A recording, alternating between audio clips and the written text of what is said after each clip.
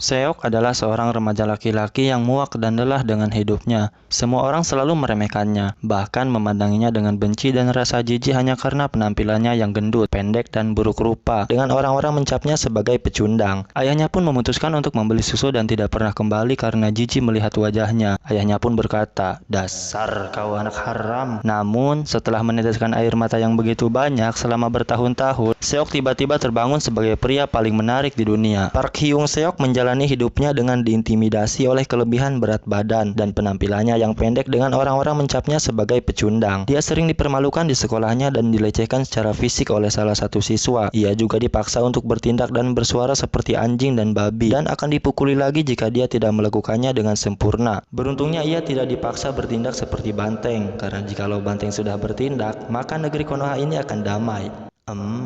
Mungkin. Terlepas dari situasinya yang malang, dia juga tinggal di sebuah rumah kumuh di mana ibu tunggalnya membesarkannya, ibu tangguh yang penuh kasih sayang, bukan pemilik tanduk. Muak dan lelah akan perlakuan yang tidak adil, dia bertanya kepada ibunya, apakah dia bisa pindah ke sekolah lain dengan alasan bahwa dia tidak bisa mendapatkan nilai bagus dari sekolahnya yang sekarang ini. Akan tetapi karena ibunya berjuang secara finansial, dia secara tidak langsung menolak permintaannya karena ibunya tidak sanggup membayar biaya sekolah. Hari-hari Seok sama seperti hari-hari sebelumnya, yaitu para pembuli selalu melakukan kebiasaannya, dan di suatu momen ketika salah satu pembuli menghantam perutnya, tiba-tiba ibunya datang dan langsung menghentikan keributan itu. Dia merangsek maju dan balas memukul para pembuli itu. Walaupun pukulan itu lemah, tapi kita tahu betapa bencinya beliau kepada pembuli itu. Akan tetapi orang-orang yang melihat kejadian itu mulai berbisik dan berbicara tentang Seok karena sudah gede masih dilindungi ibunya. Mendengar hal itu, Seok pun menjadi malu. Jadi dia menghentikan ibunya dengan membentaknya dan meminta maaf kepada si pembuli. Setelah itu Seok pulang dengan perasaan yang bersalah atas apa yang telah dia lakukan kepada ibunya, karena dia sadar bahwa ibunya hanya ingin melindunginya, tapi dia malah membentaknya. Saat dia akan meminta maaf, ibunya memberitahunya bahwa dia bisa pindah ke sekolah lain supaya dia memiliki lingkungan yang lebih bagus daripada sebelumnya. Seok pindah ke rumah barunya di mana dia memiliki harapan yang besar untuk awal yang baru. Saat sedang asik berjalan di kota, Seok menabrak seorang gadis dan tersungkur. Ketika dia akan meminta maaf, gadis itu dengan cepat menundukkan kepalanya dan meminta maaf kepadanya. Ini adalah pengalaman baru baginya. Dia lega melihat bahwa di sini bukan lingkungan yang keras yang sama seperti sebelumnya. Seok begitu bertekad untuk menemukan kembali dirinya sendiri sehingga dia mencoba untuk tersenyum dengan percaya diri. Seok tersenyum pada gadis itu, akan tetapi pria yang menemani gadis itu memperhatikannya. Pria itu memarahi Seok dengan menuduhnya sebagai orang mesum. Tanpa basa-basi, pria itu langsung meninjunya hingga terjatuh. Saat dia dipukuli hingga menjadi bonyok, kamera yang tak terhitung jumlahnya berkedip di sekelilingnya yang sedang asyik merekamnya. Sesampainya di rumah, dia menemukan dirinya ada di seluruh berita di media sosial dengan orang-orang yang menjulukinya sebagai babi. Dia meletakkan HP-nya dan mengkasihani takdir dirinya sehingga dia tertidur. Di tengah malam dia terbangun dan ketika dia melihat ke cermin, cahaya bulan menyinari dirinya. Dia melihat wajah yang asing namun menarik menatap bayangannya. Karena penasaran, dia menyentuh wajah tubuhnya dan menyadari itu miliknya sendiri.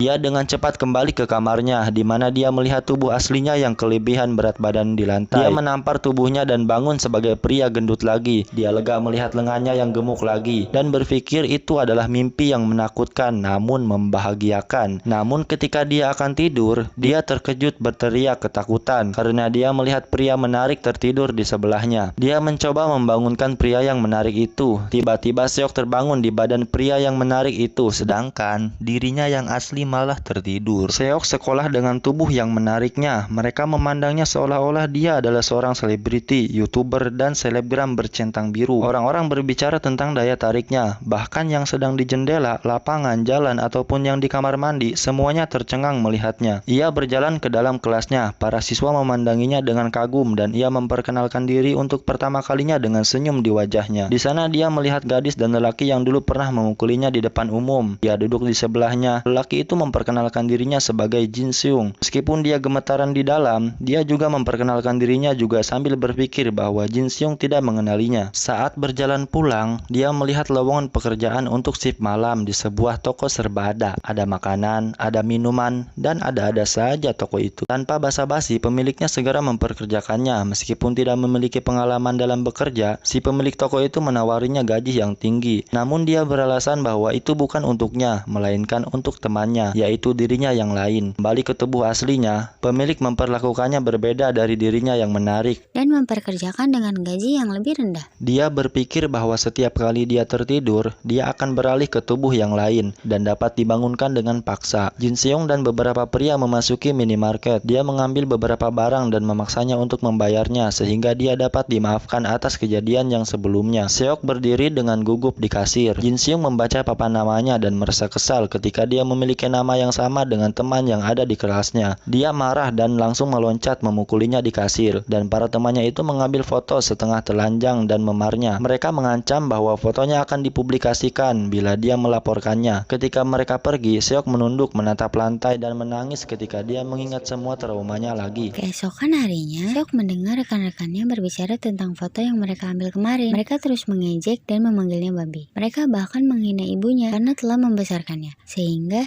dia mengepalkan tinjunya dan ikut campur dalam percakapan. Dia berkata bahwa mereka tidak boleh berbicara buruk tentang ibunya, tapi Jin Seong tidak senang. Jin Seong berdiri dan berkelahi dengannya. Seok menghindari pukulan pertamanya dan diikuti pukulan lainnya. Ruangan itu dikelilingi oleh siswa yang mengawasi mereka. Saat dia terpojok ke loker, dia menjadi gugup karena tidak mungkin dia bisa menghindari serangan itu. Tapi yang mengejutkan, dia bisa menahan tinjunya dan menghentikannya saat kamera berkedip di sekitar mereka. Ingatan tentang pelecehan dan kesulitan muncul. Hinaan yang didapatkan dari orang-orang juga mulai bergema. Kemarahannya menumpuk, dan ketika Jin Seong mengejarnya, dia mengangkat tinjunya dan meninju perutnya yang menjatuhkannya ke lantai. Keesokan harinya, Seok mengejar seorang pria yang mencuri di toko serba dan dipaksa oleh sebuah geng untuk berkelahi melawan pencuri. Untungnya dia diselamatkan oleh seorang pria jangkung dan mengintimidasi bernama Besko. Seok mengetahui bahwa pencuri itu adalah teman sekelasnya bernama Jiho. Dia diintimidasi dan dipaksa oleh geng untuk mencuri dan menjalankan tugas.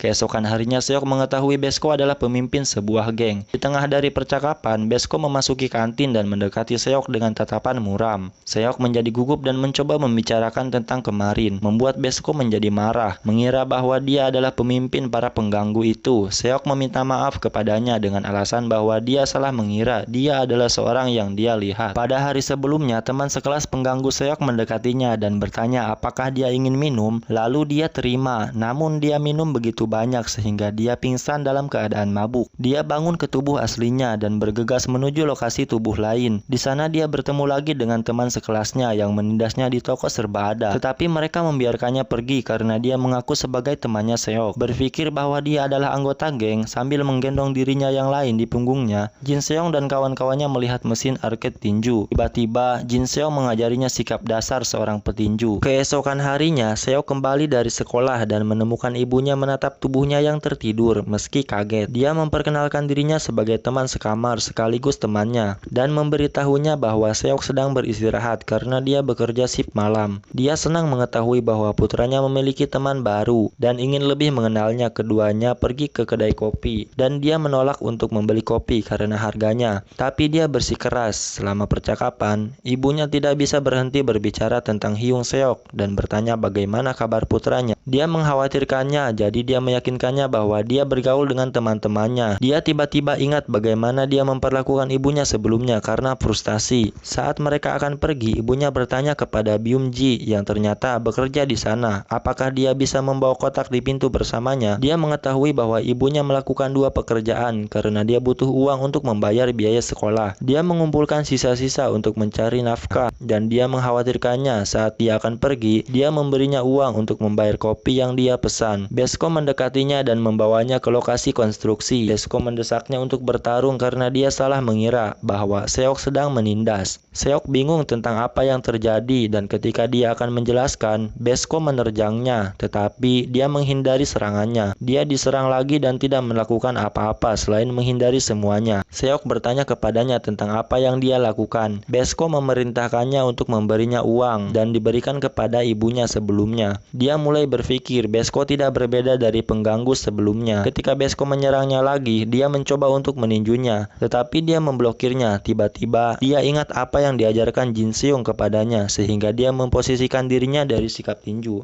dan bersiap untuk mengalahkannya, tetapi Besko menghindari serangannya. Lalu dia berputar dan menggunakan sikunya untuk menjatuhkannya. Seok kembali ke shift malamnya dan Besko memasuki toko swalayan dengan tambalan di wajahnya. Dia mendekatinya dan meminta maaf karena tidak bisa mendapatkan uangnya kembali. Dia bingung tentang apa yang dia bicarakan, tetapi yang mengejutkan, dia membelikannya minuman yogurt dan mengatakan dia tidak lemah. Seharusnya minum biskuit.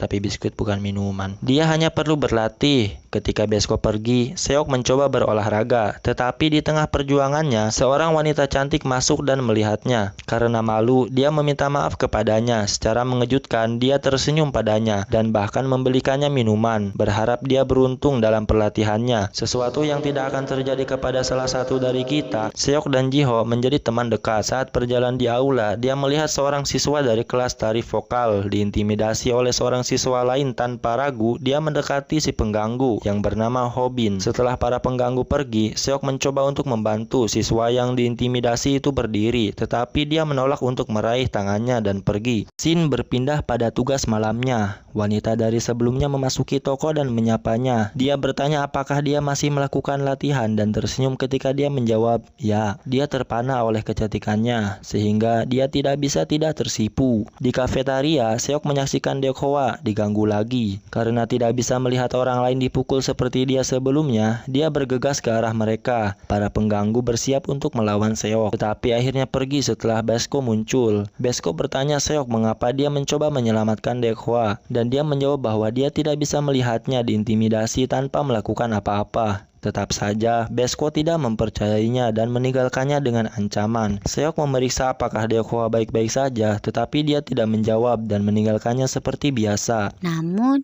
dia melihat kertas kusut di atas tanah. Dia membacanya dan mengetahui bahwa itu adalah formulir lamaran yang robek untuk pertunjukan di sebuah festival. Pada hari berikutnya, dia menyerahkan formulir yang telah Seok lem kepada Deokhoa. Alih-alih bersyukur, Deokhoa dengan marah membentaknya untuk harus berhenti bertingkah baik. Dia menuduhnya melakukan itu agar dia bisa terkenal dan berhasil dalam 3 periode. Dia menambahkan bahwa dia memperlakukannya seperti itu sehingga dia bisa menghancurkan negeri ini lagi, dan aku tidak sudi memilih tanduk banteng lagi. Seok bertanya kepada Haenul tentang festival. Dia menjelaskan dan mendorongnya untuk bergabung karena dia yakin dia bisa memenangkan posisi pertama.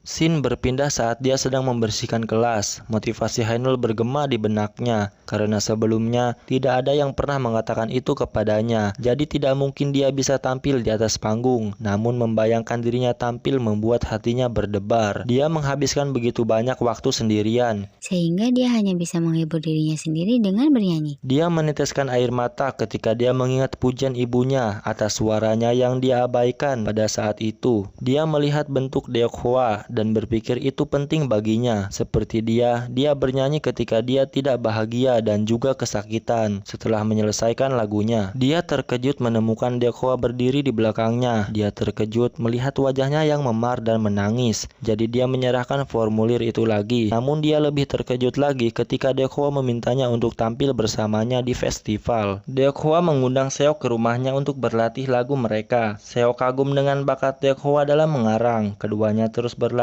sementara Jiho menjadi penonton mereka. Nyanyian Seok mulai membaik, tapi Deokhoa mengingatkannya untuk tidak memaksakan pita suaranya. Seok berlatih selama 24 jam dengan kedua tubuhnya. Saat ia bernyanyi di shift malamnya, wanita cantik itu mendengarkannya dan memberinya permen tenggorokan untuk latihannya. Dia berterima kasih padanya karena telah bersikap baik padanya, dan dia berharap semoga dia beruntung. Kemudian dia terkejut melihat Jiho dan Deokhoa memasuki toko karena ini pertama kalinya Deokhoa bertemu dengannya dengan tubuh aslinya. Mereka saling memperkenalkan dirinya dan ketiganya berbagi pengalaman mereka tentang diintimidasi. Kehidupan tinggi mereka hancur karena apa yang telah mereka alami. Deokhoa terus-menerus diintimidasi di kelasnya, sedangkan Jiho adalah pesuruh. Keduanya mengetahui bahwa Seok juga mengalami hal yang sama dan berbagi pengalamannya. Jiho tiba-tiba mengungkit pesona lain Seok yang menyatakan bahwa bertemu dengannya mengubah jalan hidupnya, dan Deokhoa setuju. Popularitas dan penampilannya yang menarik menarik, membuat banyak orang tidak mempercayai kebaikannya. Karena penampilan dan popularitasnya, mendengar kata-kata mereka meluluhkan hati Seok, dan dia berterima kasih kepada mereka. Tanpa berpikir mendengar hal itu, mereka pun tercengang. Tiba-tiba mereka diinterupsi oleh Besko yang bertanya kepada mereka apakah semua yang mereka katakan tentang Seok itu benar. Mereka menjawabnya dengan yakin bahwa dia pria yang baik, tetapi Besko mengungkitnya karena suatu hari ketika dia memergokinya meremas uang dari ibu Seok. Tetapi kesalahpahaman pun itu akhirnya diklarifikasi di sebuah podcast Deddy Kombuzer. Oh tidak dong, masa iya? Latihan bernyanyi mereka berjalan dengan baik. Deokhwa dan Jiho kagum melihat bagaimana Hyun Seok menjadi lebih baik dengan cepat. Dengan harapan di hati mereka yakin bisa memenangkan pertunjukan festival tersebut. Festival sekolah pun tiba. Seok melihat wanita cantik dari toko serba ada berjalan di sekitar sekolahnya. Dia mengejarnya dan mendekatinya. Tetapi wanita itu malah memarahinya karena tidak semua orang jatuh cinta dengan ketampananmu. Ingat, wanita kayak gitu cuma ada di dunia fiksi semata. Ngarep deh.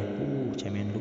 Seok bingung karena dia tidak bisa sebaik bagaimana dia memperlakukan tubuhnya yang lain. Dan saat itulah dia menyadari ini pertama kalinya bertemu dengannya dengan tubuh menariknya. Otaknya lemot banget anjir, dasar anak haram. Ketika dia akan pergi, dia mencoba untuk menghentikannya dengan meraih tangannya, namun pria yang bersamanya mencengkeram lengannya. Dia menyuruhnya untuk mundur. Tetapi terlepas dari cengkeramannya yang kuat itu, dia lolos begitu saja. Namun pria itu langsung menendangnya dengan tendangan amat kuat yang menyebabkan Seok jatuh ke tanah. Tiba-tiba Besko muncul memberitahu pria itu bahwa Seok adalah temannya, tetapi dia juga malah bonyok oleh pria itu. Niatnya mau jadi pahlawan, gak taunya dia yang kena. Anjir, parah bener. Ketika pria itu akan memukul lagi, wanita itu menyuruhnya untuk berhenti. Sebelum pergi, wanita itu meminta maaf kepada mereka karena terluka. Anjir, bisa-bisanya dia minta maaf. Psikopat banget sih ceweknya, anjir. Setelah berdiam, Besko melakukan sesuatu yang tidak biasa dan menawarinya minuman karena giliran Seok untuk tampil. Seok mengucapkan selamat tinggal dan bergegas ke tempat di mana konser mereka akan berlangsung. Tibalah giliran mereka untuk tampil. Seok gelisah melihat banyak penonton di depannya dan mengecaukan nada pertama. Dia menjadi malu dan penonton mulai menyorakinya. Saat suasana di atas panggung mulai memburuk, Deokhwa mulai mendinginkannya dengan melakukan rap dan lagu menarik perhatian penonton. Dia memperhatikannya saat dia bernyanyi di lubuk jiwanya. Dia menginspirasi dirinya dengan mengingat senyum manis bagai martabak spesial itu. Lalu dia memikirkan orang yang selalu mensupportnya. Orang pertama yang dia pikirkan adalah ibunya yang telah menjadi penggemar terbesarnya sejak masih dini. Ketika tiba gilirannya, dia bernyanyi dengan bebas hingga membuat penonton tercengang dengan suaranya. Saat dia masih bernyanyi, dia mengingat semua suka dan duka dalam hidupnya yang berhubungan kembali dengan batinnya. Dia memberikan kemampuan yang terbaiknya selama pertunjukan, dan akhirnya keduanya memenangkan kompetisi. Setelah selesai penampilan, tiba-tiba seorang pria dari label musik mendekati mereka dan memuji bakat mereka. Deokhwa sangat gembira dan berterima kasih atas kesempatan ini. Tetapi, percakapan mereka terputus ketika dia menawarkan kartu namanya kepada Seok. Baru aja harapan itu mulai tumbuh. Udah patah lagi anjir. Menyadari betapa kecewanya Deokhwa, Seok langsung menolak. Shin beralih ke tubuhnya yang lain. Dia bertemu Jiho dan Deokhwa di tempat biasa mereka nongkrong. Mereka menonton video penampilan mereka di YouTube di channel Al-Hit. Sudahlah, tonton saja video ini di mana adegan Deokhwa dipotong. Sedih banget sih kehidupan kamu, Deokhwa. Namun dia bilang tidak apa-apa dan akan terus menulis lagu-lagu yang bagus. Bilangnya nggak apa-apa tapi hatinya hancur lebur. Seok menyemangatinya dengan sepenuh hati dan mengatakan bahwa orang-orang sangat merasakan emosi mereka melalui musiknya. Kita melihat gadis cantik dari sebelumnya yang menonton pertunjukan dan menyadari bahwa Seok adalah pria dari toko. Mengungkapkan bahwa dia juga memiliki kelebihan berat badan kedua. Seok bangun ke tubuh yang lain dan merawat yang lain saat dia tidur. Dia bersiap-siap ke sekolah dan tersenyum sebelum menghadapi hari baru yang cerah di depan.